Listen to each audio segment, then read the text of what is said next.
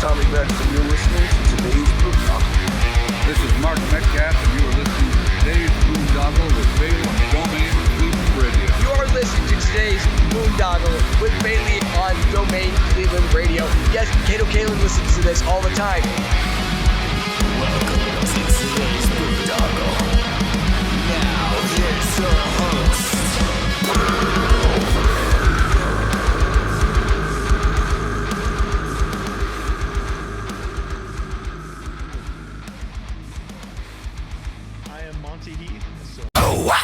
Incarceration, America's rock, metal, and tattoo festival returns this summer with Limp Bizkit, Disturbed, Bad Omens, plus Gojira, Papa Roach, A Day to Remember, Motionless in White, Ice Nine Kills, Cypress Hill, The Used, and so many more. Incarceration at the Ohio State Reformatory, July 17th to 19th. Passes on sale now at incarceration.com. What's going on, everybody? It's Bill Bailey with today's Boondoggle. And man, I am stoked to get into this conversation. Like I was just telling this gentleman, talking to Philip Labonte of the band All That Remains. What's going on, man? How you doing? Doing well. Thanks for having me. Oh, man, excited to get in this conversation with you. But usually when I have people on for the first time, I like to go way back with them. So do you remember originally what you wanted to be when you grew up? I mean, I was the kid that was, singing along to Iron Maiden songs in like the late 80s in my room, pissing my neighbors off. So being a musician was something that I kind of always had hoped for. In the 90s, like music kind of changed from being, the big hair metal bands and the metal bands kind of became, passe, or the metal kind of went to the underground for a while. And that's kind of where I went too. So being a musician, like in a metal band, kind of stopped being something that I thought was possible. But I still played in bands. I still love playing shows and stuff. I just thought I was going to do it, like on the side. I'd have like whatever my day job was, and then, play shows on the weekends, see if I could get time off from the gas station or whatever it is that I ended up doing to pay the bills. And then with the resurgence of like the New England metal and the new wave of American heavy metal out of like the New England scene with like metalcore and stuff, we were one of those bands that kind of were doing something that people cared about, and we kind of rode that wave and made a career out of it. So that was in the early aughts, and I've been doing it for as my main gig for 25 years now or so. So really Wow. Fortunate. Yeah. So yeah, starting as a little kid, you said you were singing Maiden in the house. Was that some of the earliest music that you were like heard around the home? No, my parents weren't into metal and stuff like that. I got introduced to heavy metal by friends. But I mean, that was some of the earliest bands that I was into. I think first I got into probably like Poison and Def Leppard when I was really young, like 10 or 11. And then when I was like 12 or 13 is when I heard Iron Maiden, and they were kind of like the jam. They were the thing for a couple of years. And then I got into Metallica, and then into like death metal and stuff like Carcass and Cannibal Corpse and, Entombed and the European sounding death metal bands. That was kind of like the evolution. And then once I got into the death metal bands, then it was like, the melodic metal stuff, like In Flames, At the Gates, Soilwork, stuff like that. And So yeah, as you were home and kind of like listening to that and singing into a toothbrush or a hairbrush or whatever back in the day, when was it that like you actually got around like-minded people and started your first band and performing out? I think that it was probably like 89 when I first started playing guitar, and that's what I did first. So like 89, 90 is when I first started playing, and there was a couple dudes that I'd play, we'd get together and jam or whatever. That lasted for a little while. I got my first band, I was probably 17, so that's like 92. There were bands at the school that I went to in my high school, and they were, there was this place called, at the time it was called Katina's in Hadley, Mass, and they would let like local bands and, just kids basically if you had a band, they'd let you play on Sunday nights. So I went and I saw a friend's band, and I was absolutely mesmerized. I was like, these guys are like dudes that I go to school with. This is what I want to do. Like, that was when it became like a real tangible. It wasn't like just people from out of town or people at the civic center or whatever. It was like dudes that I went to school with that I would see in the halls, and they were playing shows at the all ages bar. And so I was just like, I got to do this. And so I tried out for this band that I was friends with the guys called Perpetual Doom.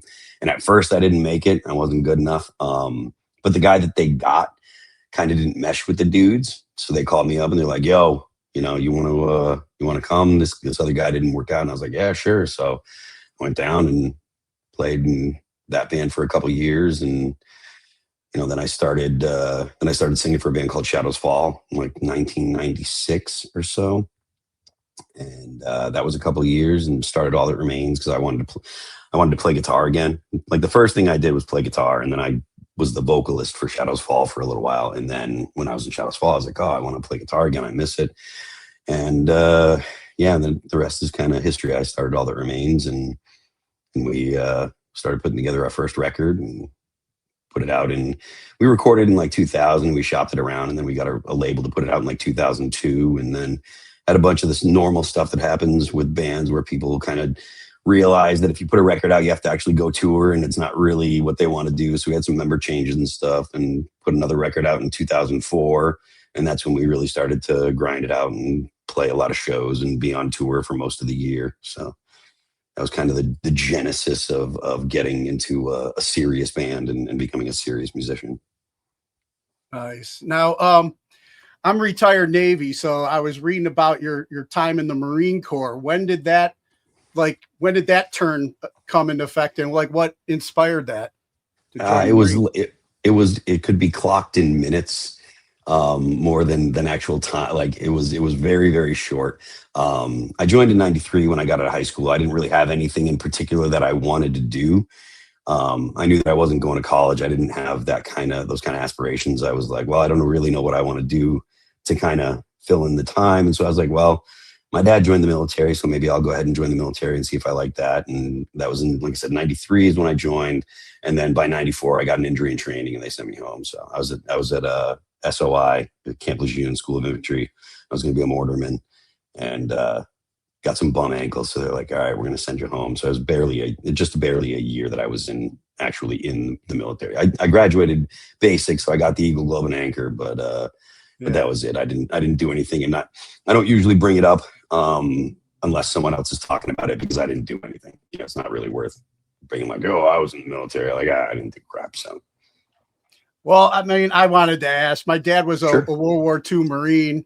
He was on the invasion of Okinawa, and I originally wanted to go into the Marines, make my dad proud and stuff. And young early alcoholism and stuff like that, kind of like my gunny recruiter was just like, you ain't joining my corps, because I got in some trouble and shit. And luckily the Navy was more lenient on drinking and partying and doing dumb shit, so they took me in.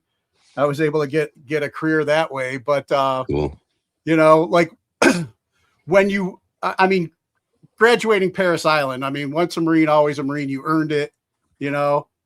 I wouldn't like minimize something like that. You raised your right hand when so many weren't willing to, but I mean, I appreciate that, but like, especially nowadays, there's so many people out there that have, that fought in the GWAT and have gone overseas and been in combat or deployed over and over and have done so much. And then there's so many people out there that are like, doing the stolen valor thing. They bullshit about whether or not they were in, or they try to exaggerate what they did. And I never want to be thought of as one of those dudes. You know what I mean? It's like, there's too many people out there that have sacrificed a lot, that have lost limbs, that have lost family members. Too many dudes have died. I'm not that guy that needs to BS about what I did or more like what I didn't do. Especially considering how many people have sacrificed so much. I don't want to step on toes. I don't want to come off like I'm trying to, put on airs that I didn't earn. So it's like, yeah, I did. I joined. I'm a Marine. I finished finished basic. I signed up, but like there's so many people that have done so much more than me, and there's too many people out there that are trying to BS people so they can get a free meal or whatever. So I just kind of be like, I did, but there's a lot of people that have done a lot more than me. So I just leave it at, I was in. No, I get that, and I totally respect that. I just, like I said, I mean, I was being raised by a World War II Marine. I was just like, just always proud of anybody that was willing to do that, and that was something that I didn't get the opportunity to do. I mean, yeah, I served Sure. in the Navy. I had a career in there, but it could have been a much different ball game if I would have been already disciplined enough for that. Sure. But I mean, originally, like going out of school though, and like you didn't want to go to college and you decided to join the Marines. What was like just going through basic, let's say, what was some of the oddest things or that transition like coming from like playing in bands locally and stuff and then going into that? Well, I mean, I guess like I was never the guy that was like trying to stick my head up. I was basically just trying to get through it. I mean, obviously there's the culture shock of going from, being an 18-year-old living with your parents to living in living in the barracks with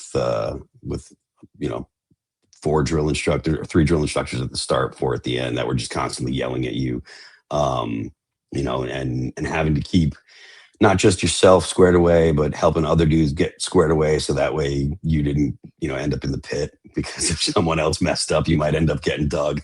So that's a big culture shock. And but I took to it fairly well. Like, the whole gotta make your bunk and gotta make sure everything's squared away like that. That was something that I didn't find difficult. I mean, if I'm honest with you, like I didn't find basic training, aside from maybe the humps, like the force marches or the marches with all your gear, for people that don't know what a hump is. But like that was the only thing that was tough for me. I'm a short guy, so I ended up at the ass end, and you spend the entire whatever it is, 10 miles, 20 miles, you're running the whole time, because people like slow down, then you got to speed up a little bit, you got to run to catch up, and the little end ends up getting screwed. So that was about the only rough thing for me. The PT stuff, I was in pretty good shape. I wasn't, I was not a heavy guy, so I didn't have any kind of problem with being with weight or anything like that. I could do the pull-ups, I could do the push-ups, I could do the sit-ups, all that stuff was fine. And I didn't get myself in too much trouble. I kind of just did my thing and did my best to finish somewhere in the middle of the pack, or finish as fast as I could. And I generally ended up finishing in the middle of the pack, and that was good enough to keep the eyes of the drill instructors off me for the most part. So Nice. And I mean, during that time frame, there's always some kind of like funny story. Do you have one that sticks out that you still remember today? Yeah, one of my buddies went to the PX. when you get there, they give you one set of camis that are going to be like for your inspections, and they're all ironed, and the rest of your camis you're not allowed to iron. You can't do anything with them. You got to put the Eagle Globe and Anchor on it, and obviously that one was off limits. You weren't allowed to wear it. Well, one of my buddies snuck out of his barracks, went to the PX and tried to buy some stuff, and allegedly some Marine was behind him in the line. And the story goes, the Marine asked him, he's like, "Hey, are you sure you're a Marine?" And he allegedly replied with, "No, sir, this recruits a Marine." and that's a dead giveaway, of course. And so he got in trouble, and he got moved to a different platoon. And there was a couple people that were in on the operation, if that's what you want to call it. And so they got moved to a different platoon as well. And they all got in deep trouble. But yeah, that was about the funniest thing that I can think of, is the time that a recruit went to the PX and told a Marine, "No, sir, this recruits a Marine." That's awesome. And then it reminds me of kind of like, what was an Officer and a Gentleman, that old movie? Mhm. That dude was doing the shoes and hiding them up in the. Yeah. But like, what is something that you feel that you gained during that time that you always carry with you? The knowledge that when things start to hurt, there's a whole lot more that you can do. Like just because you start getting uncomfortable doesn't mean you have to stop. And like I've been the kind of guy that goes to the gym basically my whole life and exercising and stuff. And I feel like a lot of people, they don't realize that like just because it's uncomfortable, that doesn't mean you can't keep going, right? Like the idea that, oh well, this hurts, or I'm sore or whatever, like that doesn't actually matter. Like that's just discomfort, and that's temporary. Like you got a whole lot more in you from when you start feeling discomfort. And to be honest with you, like anytime you're trying to do something, trying to accomplish something, discomfort is where you know that you're actually making progress, right? Like you're not advancing, you're not getting better, you're not getting stronger if you're comfortable. So that was definitely instilled in me in basic. Like just because you're starting to be uncomfortable, it's starting to hurt, your legs are starting to burn, you've got a vast amount of ability to get through that and keep going. And I think that a lot of people don't realize that. They never kind of get themselves to that point where they're, where they push through the discomfort. And I think that that's a super important lesson that it would be cool if more people were taught that. Like discomfort is the starting point. That's where you're making progress. Discomfort isn't where you stop. Discomfort is where you start going and actually make changes. So yeah, you can carry that into all things in life for sure. Yep. And then, well, what's the Marine Corps saying? Pain is weakness leaving the body. Pain is weakness leaving the body. Yes, it is. It's true. And then, like, what is one of your greatest hopes for the country that you were willing to give your life for? I hope that we can kind of swing the country back from the kind of leftist perspective that it has. There's a lot of people that have kind of, internalized a leftist perspective on almost everything. And you see it in media, you see it in the news a lot. Any right-wing ideas are quickly condemned to be verboten. They're unacceptable. And so when you talk about things like, extremist, anything to the right of center is considered extremist. And it's like, no, having a border is a good thing, and enforcing the immigration laws is a good thing. Having a budget for the country that's not completely out of whack is a good thing.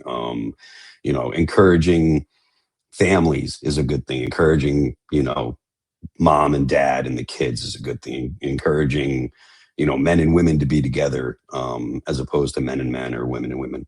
You can have,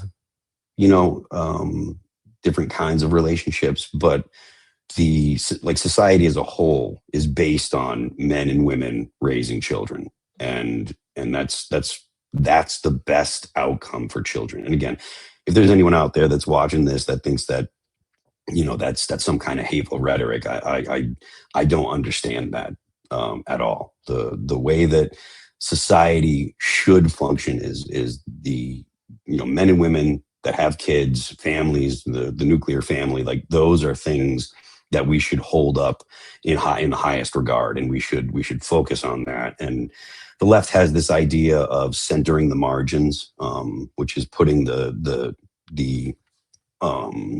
unconventional lifestyles and holding those up to be esteemed. And I don't think that's a good thing at all. Again, that doesn't mean that you must have a conventional lifestyle. We're a free country and you can live your life how you want, but your society should be centering the conventional lifestyle, especially considering the fact that, we are significantly below replacement rate, replacement birth rate.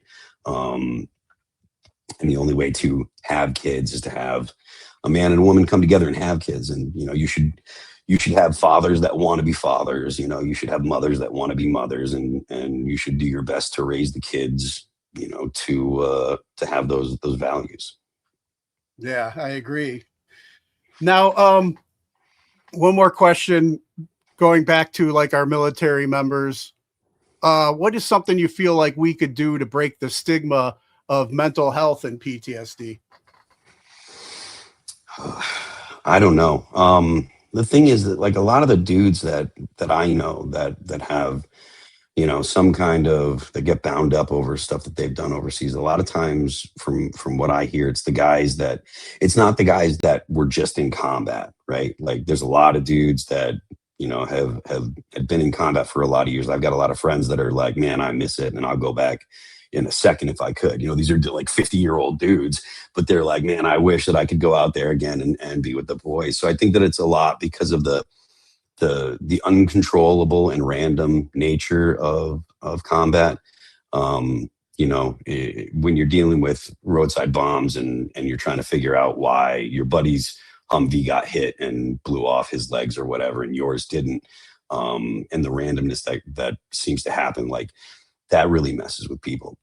As for what to do about it, man, I am not the guy to ask. I really don't know. If you know dudes in the military, check in on them. If you know dudes that were overseas, you know, that have deployed, check in on them. You know, make sure they're okay. Give them a call. And if you've been overseas and you're feeling bound up, you're feeling some kind of way, like call your friends. Like they'll talk you through. You know, so it's about the best advice or best wisdom that I can offer for that kind of stuff. Because, you know, I mean, like I said, I know a lot of dudes that have deployed and stuff, but I never went and did it. I never experienced it. So, but your best bet is you know, keep tight with you guys. Keep tight with your friends. And that's kind of like what you touched on with the guys that were like, man, I'd go back in a heartbeat and do it again. I think it's like, you know, a lot of us get out, we almost like lose our purpose. We lose our camaraderie, that type of tribe that we had in there that would have our backs no matter what, seems to be lacking when you come back out into the civilian world. And, yeah, you know, I mean, when you're over there and everything down to how you tie your shoes matters, right? And then you come home and you're supposed to give a shit about, you know, what color the wall is. Like, who fucking cares? You know, it's like whatever color, I don't care.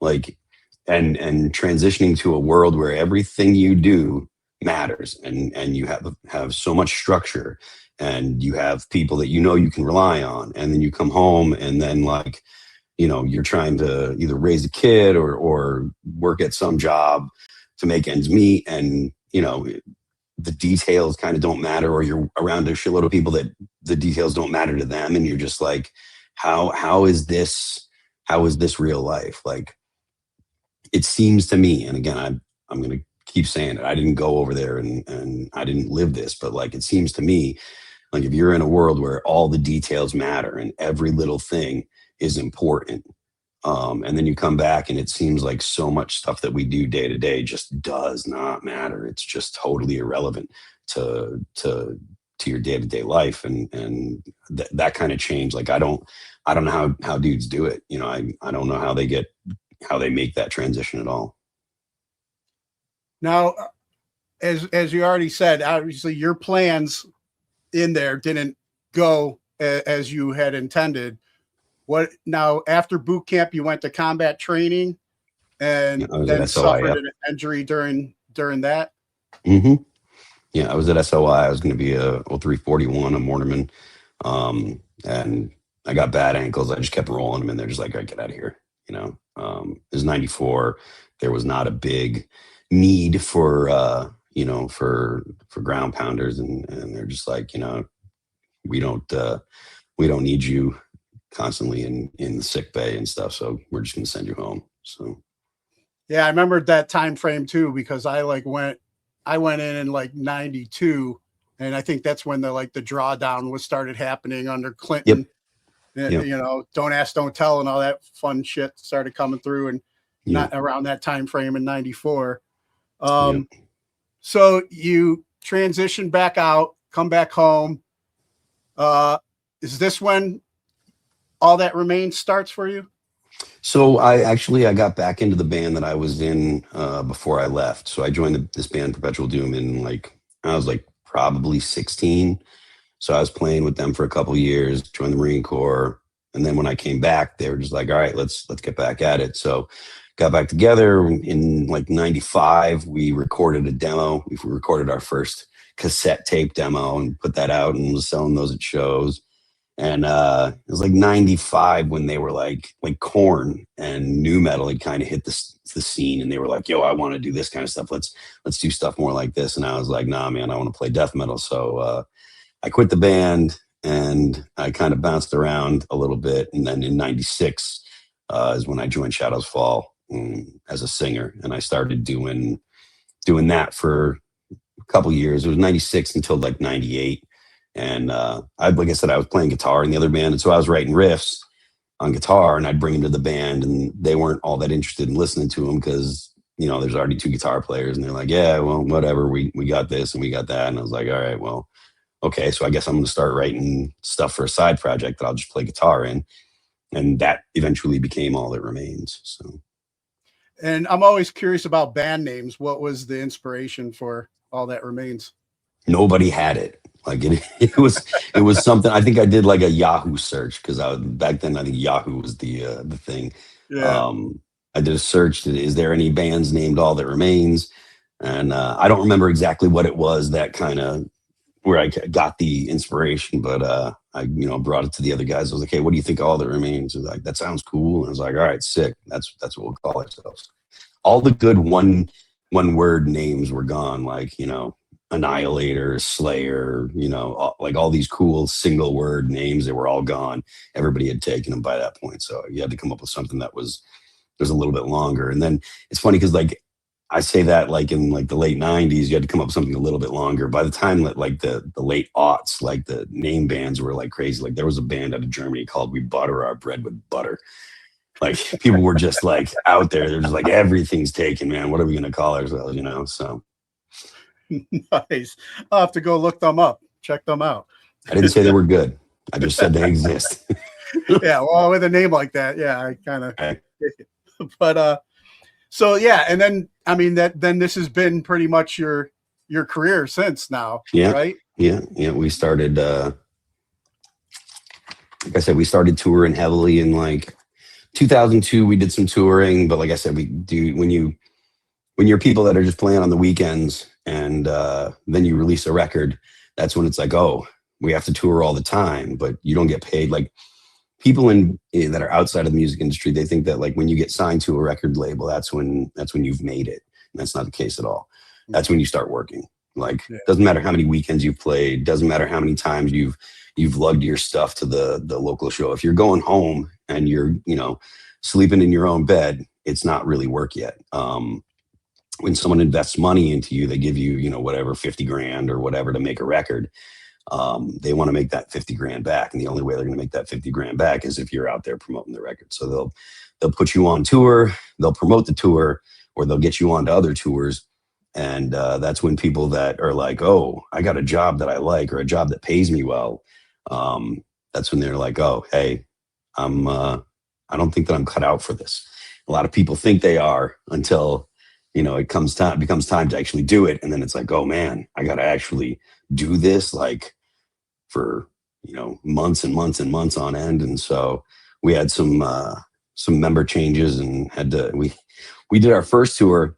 Our bass player came home and he's like, yeah, I can't do this. I got a good job that pays me really well. He was a machinist, and he had been a machinist for, at that point, like 10 years, because he was doing the co-op thing from work, or from school. So his senior year, he would leave halfway through the day and go to the machine shop and be a machinist. So he's getting paid really, really well, especially for a dude that was like 23 or whatever, 24.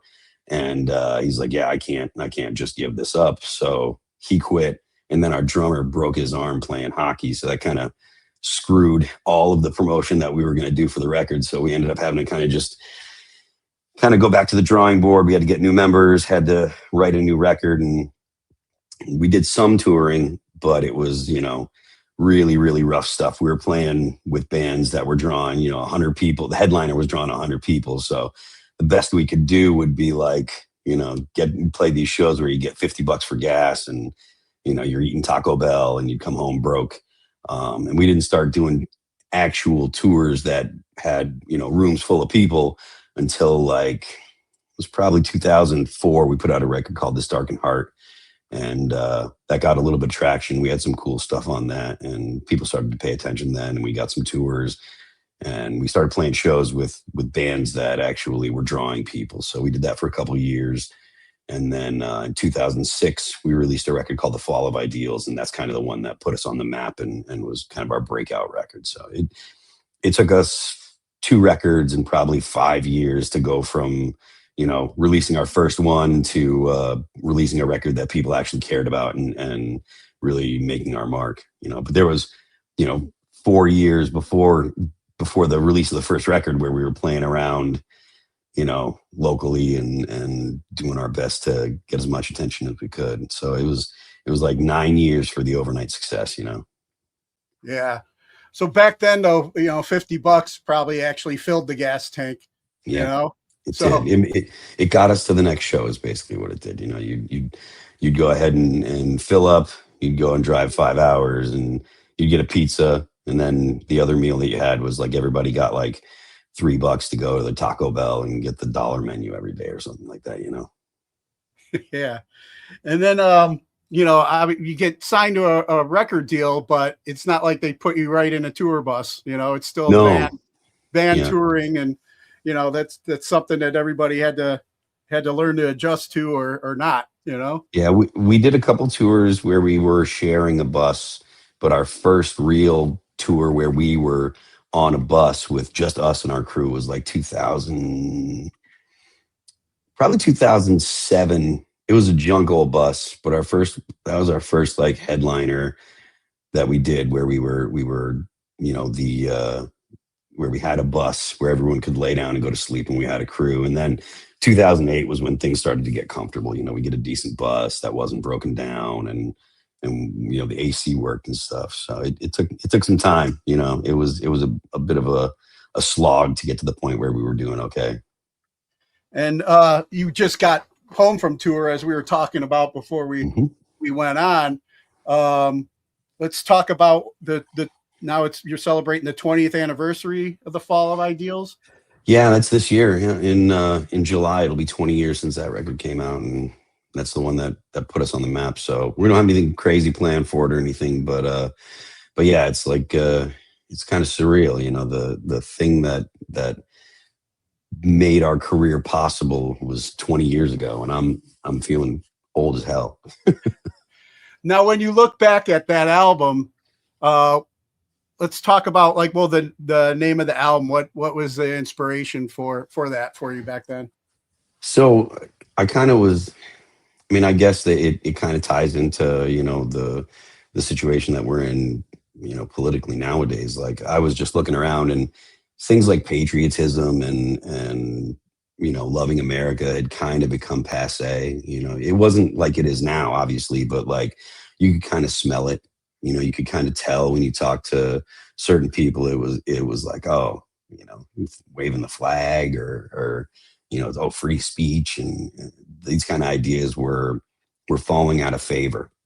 And this is, 6 or 7 years before the kind of the woke revolution started to really take hold, which I think that came from everybody being on the internet. Like the internet existed from 2000 to like 2010, but like it didn't really get to everybody until everybody had social media in their pocket. So the iPhone and social media is really what kind of, poured gas on the whole progressive ideals and stuff like that.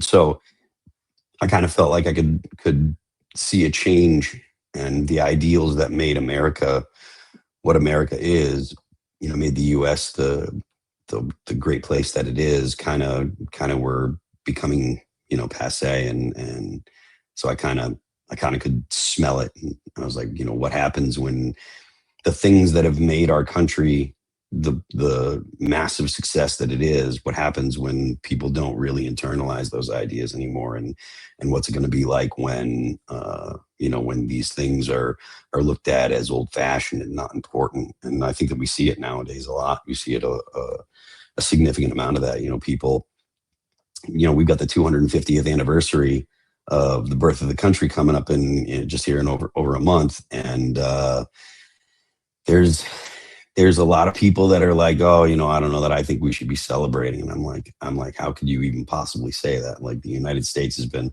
the greatest force for good in all of human history. And there are people that would argue that it's not. And I don't understand that at all. But Yeah, like and some people can call me, tinfoil hat and stuff like that, whatever. But I noticed, during my time in too, a change. Like, it seemed like after 9/11, for a while we were all united and everybody's like, yeah, go America. And then all of a sudden the real patriots that would be here fighting for our country were sent overseas, and then that's when the schools and colleges were putting out, what we're dealing with today. I feel it was almost like, it looks like it by design. I remember seeing, it was the names of the people dying overseas used to be on the news. They would have a story about it. Then it got put down to like just under the ticker, like my little ticker on the podcast here, and then people just like out of sight, out of mind, and then people started caring less and less, Well, I think some of that has to do with just how long, not just Afghanistan, but how long Iraq kind of dragged out. But like, when it comes to what you're saying, talking about the schools and stuff, that's all by design. There was this guy named Paulo Freire in the 80s or in the 70s that wrote a book called The Pedagogy of Oppression. And it's basically a roadmap to change the way that people see the world, and that made a lot of inroads in academia and colleges. And the people that teach teachers, so the colleges of education, the people that go to school to become teachers, to teach young people, like those people started receiving instruction in this basically a Marxist framework. And so once that kind of filtered out, they go through college in the 90s. And once that kind of filtered out, those people started graduating. You get a couple classes or a few classes graduating with that kind of instruction. Those people then go on to teach kids. And so they get into regular schools and stuff, and then they start teaching children. So it takes time to filter through. But from the probably the early 90s until the mid-aughts, for about 10 years or so, this stuff was filtering through society. And that's why you started seeing it in like 2010, 11, 12, the people that were being taught by teachers that had learned a Marxist framework, a Marxist way to see the world. They got out into society. And there was a popular refrain that people made. They would say, well, wait until these college kids get out into the real world, and the real world's going to hit them like a ton of bricks. Well, that didn't happen, because those kids got hired into HR departments, and they got hired into businesses and stuff. And what they did is they changed the business culture, because it only takes a couple people getting into an HR department who start deciding who does and doesn't get hired. And so they start looking for people that share their kind of worldview. And if you've got enough people, and it doesn't have to be a majority, it only has to be a plurality. But if you've got enough people that see the world a certain way and will make noise and will make a stink about it and go to HR and say, look, this person said this thing and it offended me and I feel unsafe and blah, blah, blah. The last thing that a business wants is to have any kind of HR problem. They don't want to hear that someone was sexist. They don't want to hear that someone was racist. They don't want to hear that someone was a misogynist or whatever. All these terms, all these microaggressions and stuff like that, right? If you say something wrong, someone could go to HR. And so what happened was the response was from the corporations was to say, look, we can't let these people sue us. We can't have these problems. So if you don't, we'll change the corporate policy to avoid legislation. We're the most litigious society in the world. Excuse me. So these people that learned these ideas, they went into the business world, and corporations bowed to them because they were making a stink, and they didn't want to deal with the possibility of some kind of either bad press, or some kind of legislation. I'm sorry, some kind of being sued or whatever. So they made all these changes, and that's why you saw this massive push for all of these very progressive ideas from so many companies, because they were avoiding the problems that can come from an HR department that says, oh, this person was, someone said something that this person thought was racist, and the CEO and the higher ups, they didn't do anything about it. That would destroy a company. You saw a bunch of people lost their jobs for being insensitive, having insensitive people say something insensitive in meetings or whatever, and it's a really hard line or it's a really hard thing to manage, because there are people out there that'll say things that are unacceptable in a workplace, right? Like there are people that will be say things that are just, you don't say that kind of stuff, but because of that, people use that as a way to either get people fired they didn't like, or to make sure that people that didn't share their worldview were overlooked for promotions and stuff. So it would put those companies in a tough spot, and their reaction was predictable. Now that you look back, hindsight being 2020, it was very predictable, but they had to take some kind of action. But at the same time, everybody overreacted. Through the teens and up until probably 2021. Now, are you familiar with Yuri? What was it? Yuri Bezmenov. Yep. Yeah. Mm-hmm. And I had G. Edward Griffin on my podcast before, the guy that interviewed him, mm-hmm. about the stages. Demoralization. Yep. Yeah. Demoralization of our country. I mean, that fits in what we just talked about. Definitely. That's seeing it in real time, Yeah.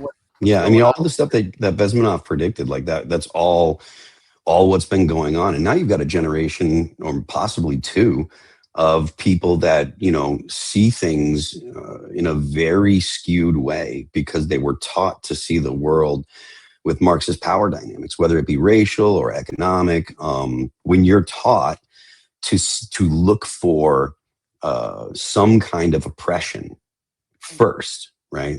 If you see some kind of unequal outcome, the reason must be oppression. When that's the standard line, and you're taught to believe that, for all through high school and college, even into grade school, mind you, the Pedagogy of Oppression, the book that Paulo Freire wrote, that was telling people how to teach children, not teenagers, not high school, but kids. And so when you do that, you raise a generation of people that are always expecting some kind of oppression. You raise a generation of people that are expecting to be I'm trying to find the word, basically expecting to be treated badly based on immutable characteristics or based on their economic position. And the United States is among probably the least racist country in the world. The United States is one of a handful of countries where you can be poor as a child and make a bunch of money as an adult, or as a teenager and as an adult. And the average person, if they're smart with their money, they can make a decent nest egg to retire on.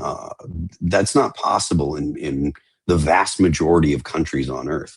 And so when you have such a vibrant economy, which we've had for as much as there are problems nowadays, we've had, the most viable economy in the world for at least the past 25 years, even post the 2008 crash. Like the US has had the best recovery after the 2008 crash. It's had the best recovery after the COVID lockdowns and stuff. But people will very, very quickly say, well, the reason that I'm not, wealthy, or I'm struggling is because of millionaires and billionaires. That's the popular refrain nowadays. It's to blame the wealthy. You see people like Luigi Mangione, who murdered a guy because he was a CEO of a healthcare company, and people will lionize him and say, oh, well, he did what a lot of people want to do because these health insurance companies are blah, blah, blah. Well, that was supposed to be fixed with Obamacare in 2012. So maybe the problem isn't that the healthcare companies are causing a problem. Maybe the government shouldn't be involved in healthcare at all, and there should be just a regular market, because anything the government touches, like, the costs go up. As soon as the government sticks its nose in and says, well, we're going to make all these regulations, the cost goes up for it, and the care, or the resulting product, the quality of it goes down. Nobody's happy with healthcare in the US. And the reason for that isn't because the United States doesn't have the capacity to provide good healthcare to people. It's because the government is involved in picking winners and losers and making all these regulations and telling these healthcare companies how they have to design their plans. So the idea that the rich are to blame for people's lot in life, the rich are to blame for the fact that you don't have the kind of resources that you want, like, that's something that permeates society, and you see it in all kinds of ways, right? So, like, feminists will tell you that it's men that are holding women down, and there are people that blame other races for their own problems or what have you, and there are people that will blame, rich people, and it just turns into a blame game, because people have been taught since they were kids to look for the person that's oppressing them. And in reality, there's not a billionaire out there that gives a crap that you don't have money. In fact, most of the people that are employed in the United States are employed by people that have some kind of money, right? Small businesses are small business owners, usually they would be considered millionaires because of the value of their home and their business. And if you're going after millionaires, what you're doing is you're putting the local car dealership out of business, because that guy is probably a millionaire when you look at all the cars that he owns that are on the lot and the building, and he's probably got some money set aside. So that guy is not your enemy, right? Like, that guy is not the guy that's causing you problems. In fact, that's the guy that probably gave a job to your brother, turning wrenches in the shop, So that's something that's permeated our society, this mentality that it's someone else's fault that I don't have the things that I want to have. And that's something that is going to take a lot of work to change. Yeah, for sure. And this is exactly why I wanted to have this conversation with you on here.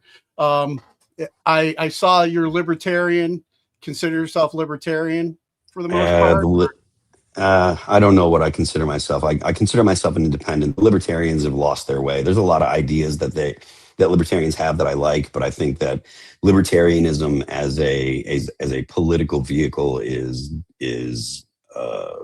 silly. The idea that you're going to get into power and then even dismantle the government is ridiculous. And the idea that you're going to get into power and then leave people alone, that's ridiculous too. Like, if there is power available, someone is going to use that power. So your best bet is to get into government and use the power to push forward an agenda that is suitable to you and the people that elected you into the office. The idea that you're going to get into office and not do anything, that's going to make sure that you don't get elected again, that your party doesn't ever go above 3%. The Libertarian Party has totally lost its way. I did call myself a libertarian for a while, but I think the reality of politics and the reality of the execution of power when it's given to you, I think that's changed my opinion. So I just call myself an independent now. I am generally right wing, though. It's safe to say that I'm a right winger. No, and I feel you there. I was looked back at the days of like Ron Paul. When Ron Paul was in, I was a huge supporter of Ron Paul. In fact, when I reached my retirement in the Navy, I wrote his office and he flew a flag over the Capitol for me. I got it in a shadow box on the wall over here, with his certificate. I was like, I want it from this guy, because I didn't really care about my retirement certificate with the person that was in the White House during that time frame. I wanted a Ron Paul nod for my time in service, Yeah, but I'm the same way. Like, Ron Paul was a big inspiration to me, and even though I still love a lot of the things Dr. Paul says, I think that his take on foreign policy is probably wrong, because if there's a vacuum of power, then either China or Russia will fill it. So it's better that the United States be in a position of dominance internationally.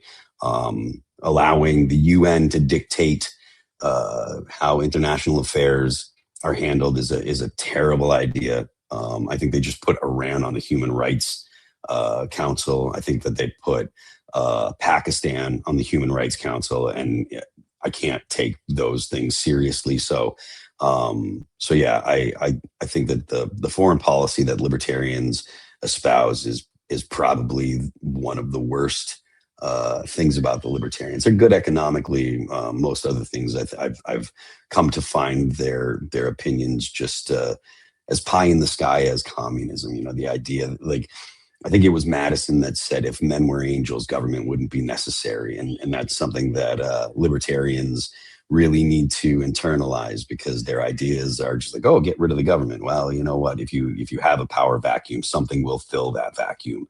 And usually what fills the vacuum is not something that anybody wants.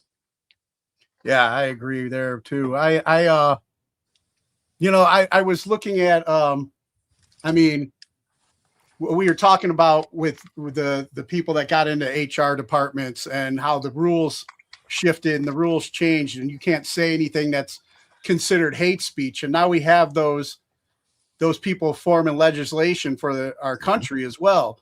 I'm nervous to see where things are headed, and it's almost like you have a side cheering on, like helping light the fire under our Constitution, almost. Yeah. You know, Yeah, like pleading yeah, for I mean, us to lose our rights. You know, yeah, there's a significant portion of the population that thinks that, you know, your rights are unimportant when it comes to things that might offend people, or if you're not, and again, I use this phrase, centering the margins. The idea that we need to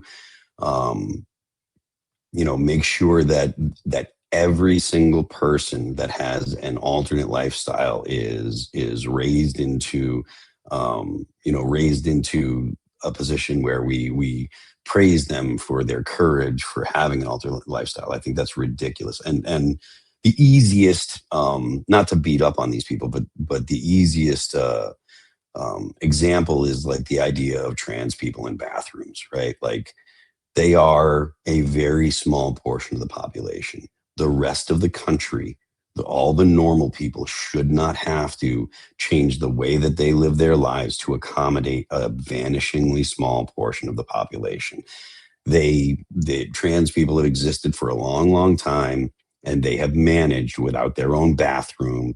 And I don't think that there should be any kind of legislation to demand that businesses make a special bathroom for them or what have you. You shouldn't have, you shouldn't have kids, girls soccer teams with boys on them. The idea, again, you're making the margins dictate to the rest of the country, and I don't think that that's okay. The people in the United States, the normal people that just want to live their lives, they should be able to live their lives without having to bend the knee to someone that has an alternative lifestyle. If you have an alternative lifestyle, you're more than welcome to live however you want, but you have to make accommodations for the rest of the people, because the vast majority of people don't live that type of lifestyle.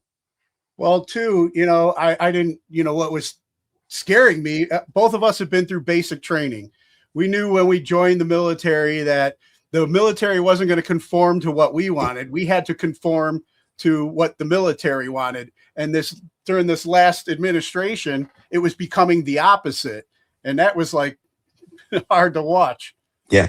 Again, it's the idea that centering the margins is something that society should do. It shouldn't. The majority of the people that live normal lives should be what the government focuses on, because those people are the people that are, the productive members of society, that are going and having normal jobs, that are that have kids, that are raising the next generation. We shouldn't be raising the next generation to be looking for oppression. We should raise the next generation to be normal kids, normal people. And that brings us to, and what I've been wanting to get to, with you for the whole conversation is, let's talk about what inspired your your 2024 op-ed, the silent crisis, why society is failing men and boys. Yeah. So, look, for the better part of the past 3 decades, men have been told that they are the problem. You saw it in the 90s when every single sitcom had, the doofy husband and the woman was the smart one. And thank God for her, because without her, that poor schlub would just run his life into the ground. And that was the standard kind of thing. And it's been like that. And that's not the way that reality is. Raising a family is a team effort, right? Like mothers are super important, but fathers are super important too. And you see a lot of kids that are being raised by single mothers. You've got, divorces at all-time highs. Generally, it's initiated by the female. Young men are not going to college. They're not graduating college. They're checking out of society. They're deciding that it's not worth it to try and find a girlfriend. Most kids nowadays, like, I don't know the numbers, but most kids have not gone on a date. There's not nearly as many young men and young women getting together that are dating. Gen Z is the least sexually active generation in a long time. You see abortion is at an all-time high. All of these things are directly downstream from feminism and the massive influence that the left and feminist ideas have on society. The idea that a woman can be the boss babe and a mother at the same time is a total lie.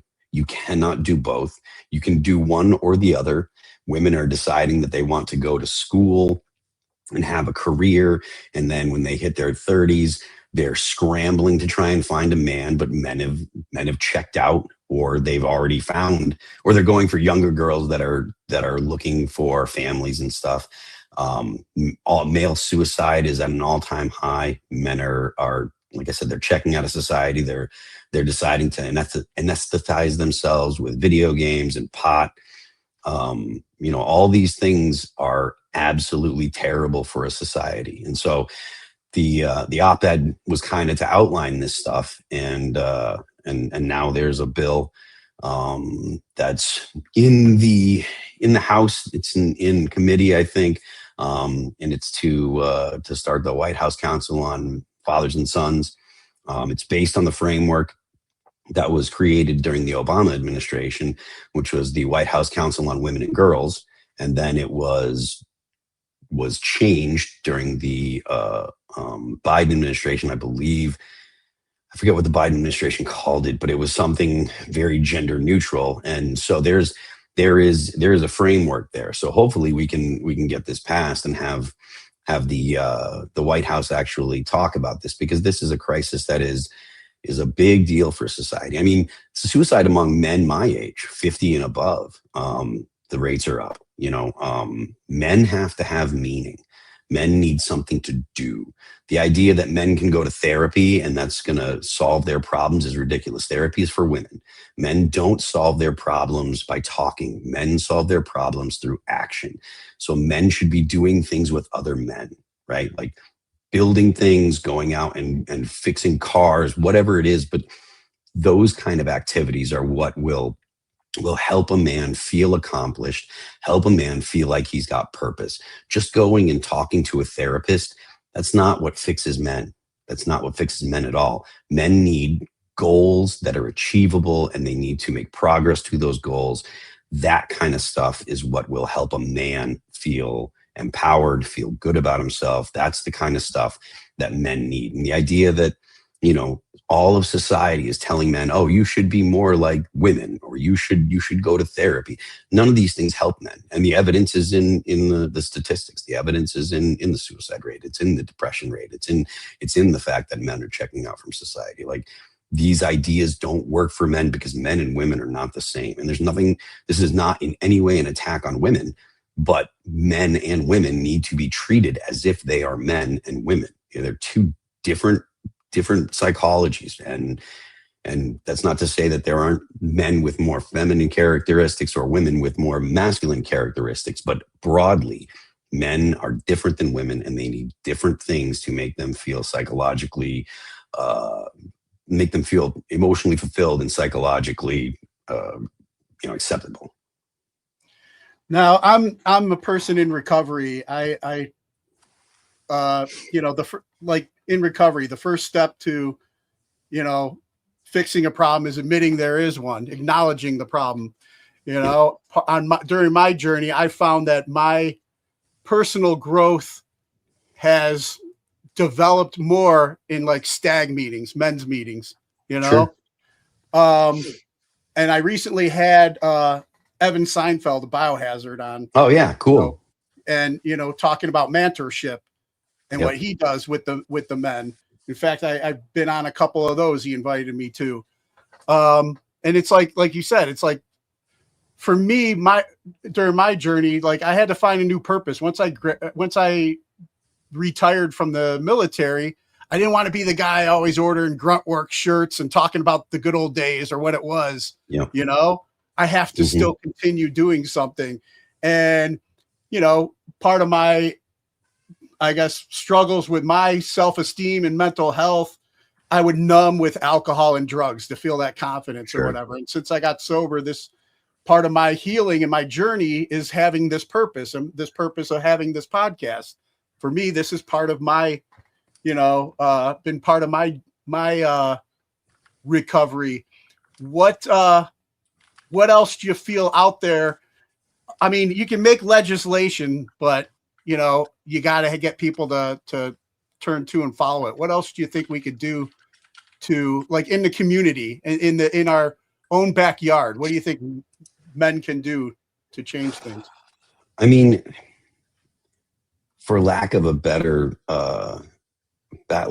way of saying it, like, do something that's hard, right? Like Jordan Peterson says, pick up the heaviest thing that you can and carry it, right? Like, people need to have a challenge in their life, specifically men, but women as well.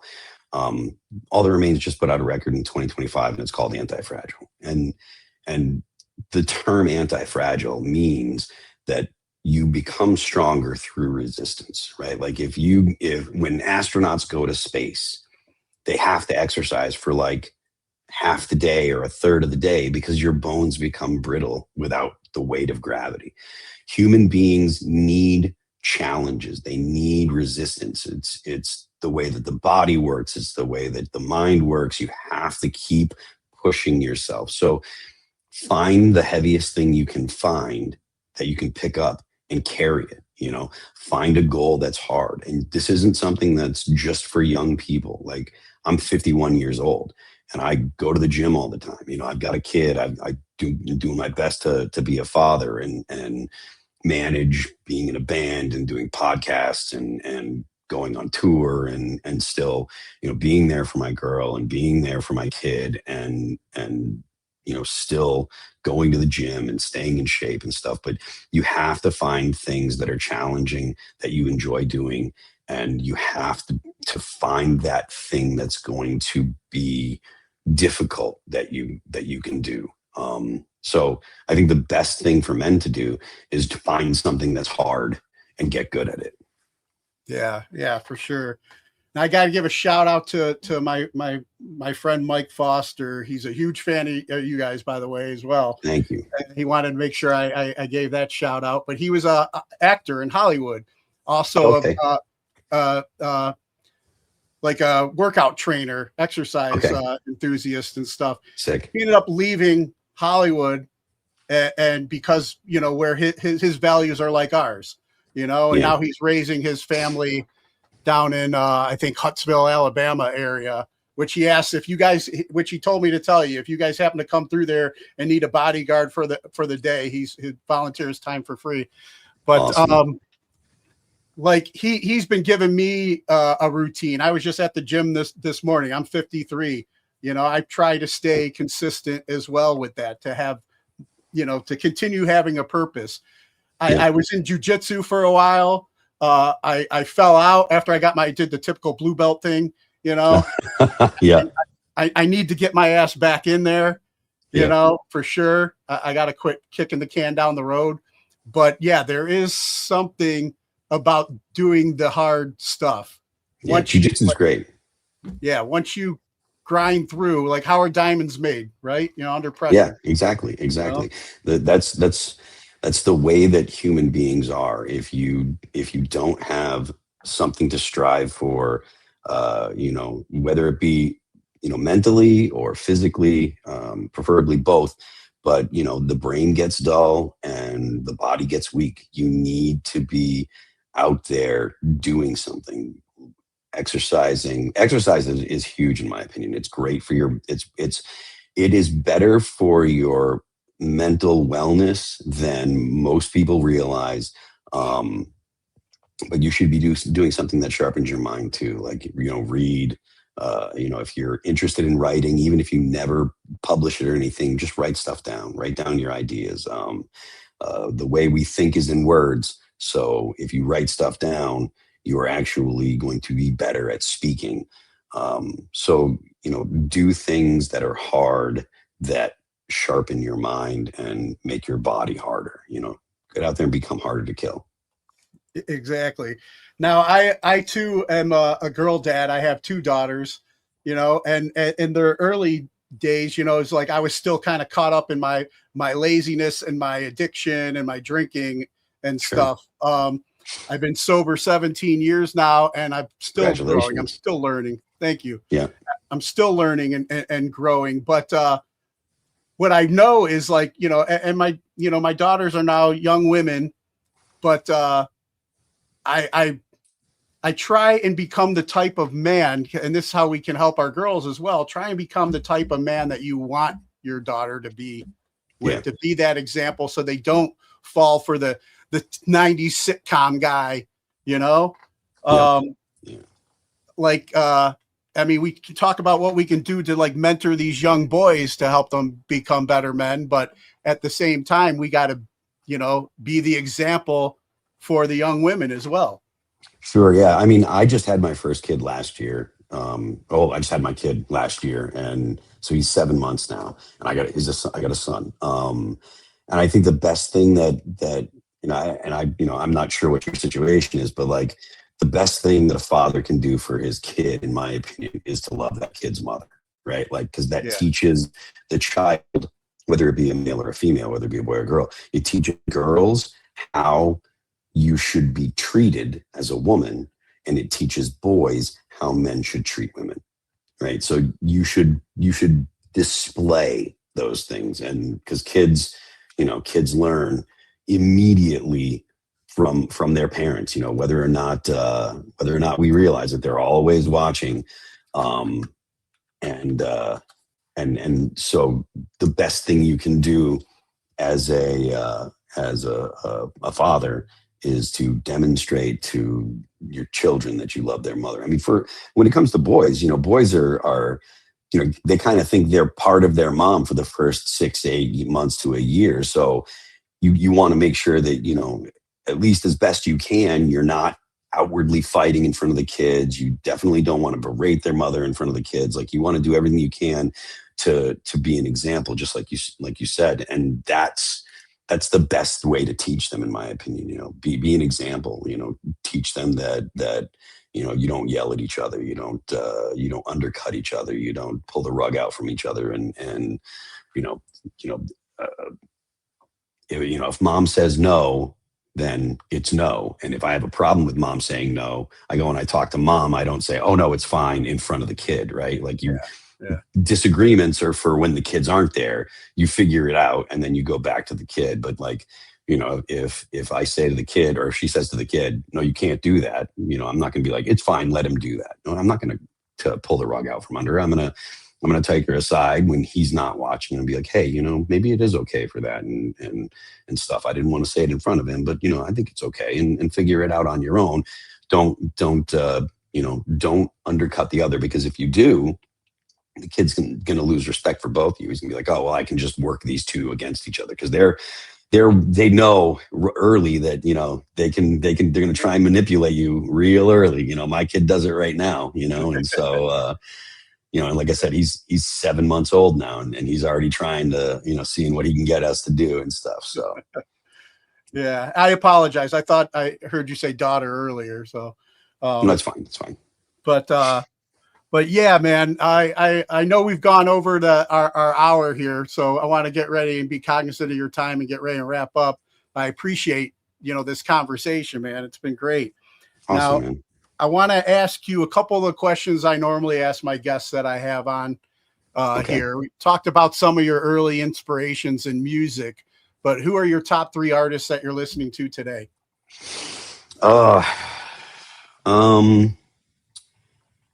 I like Bring Me the Horizon.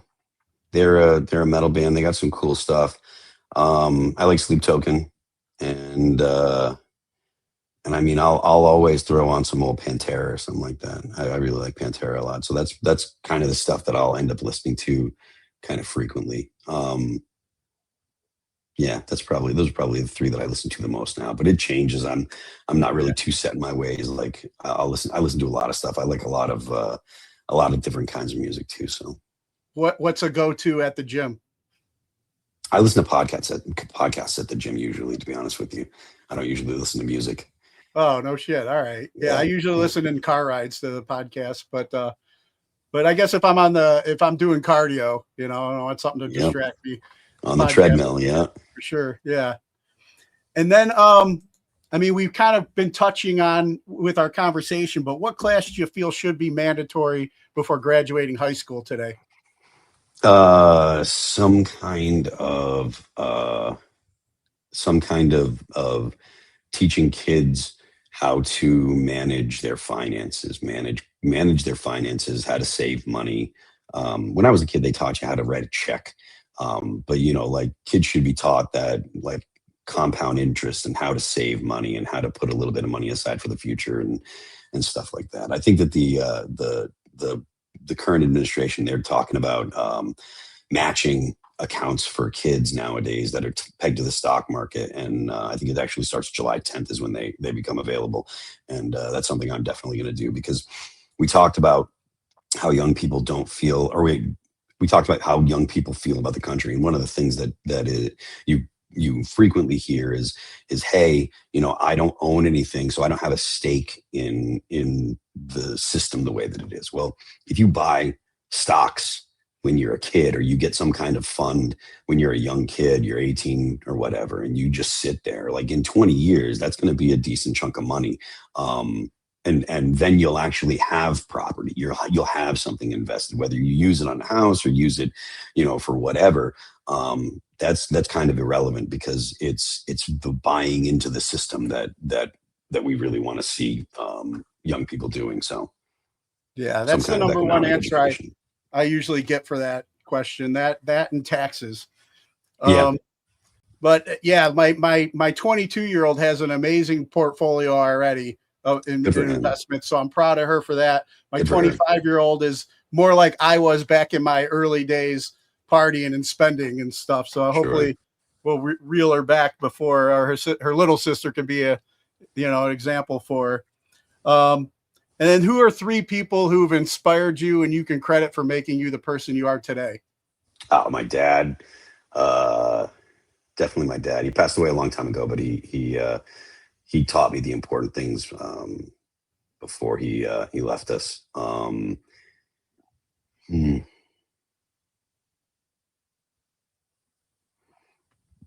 of my friends that have deployed, they'll remain nameless, but there's some really, I know some. I've been fortunate enough to meet some real superheroes because of the job that I have. Being in a band, it makes me interesting. So there's a couple dudes that are really just absolute studs, really impressive people.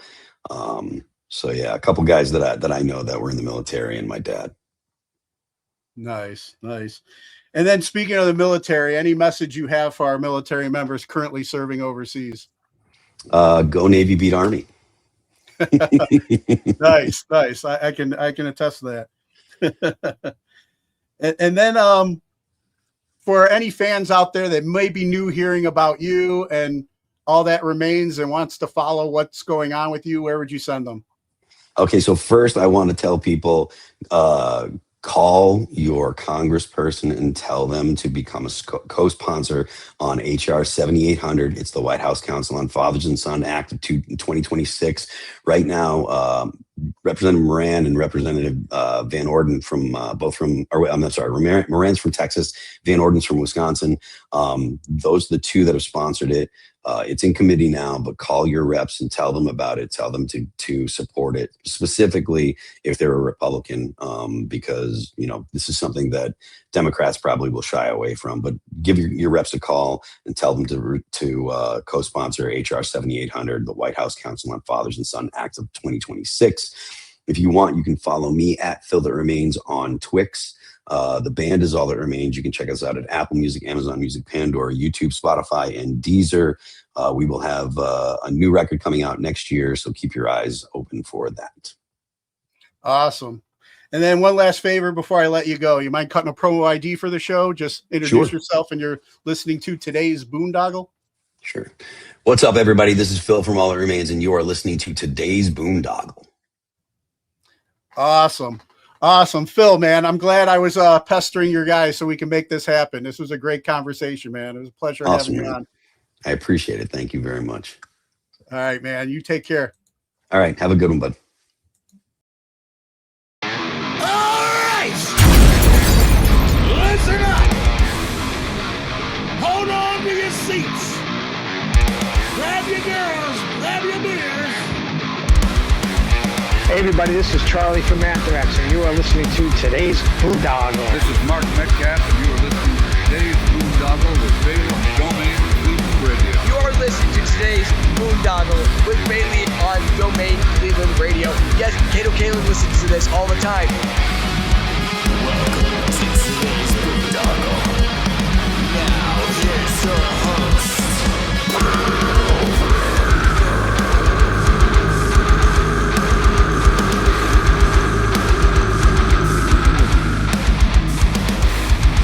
I am Monty Heath, so one Heath, and you are listening to today's Boondoggle. Hey, what's up? It's John from Skillet, and you are listening to today's Boondoggle on Domain Cleveland Radio. That's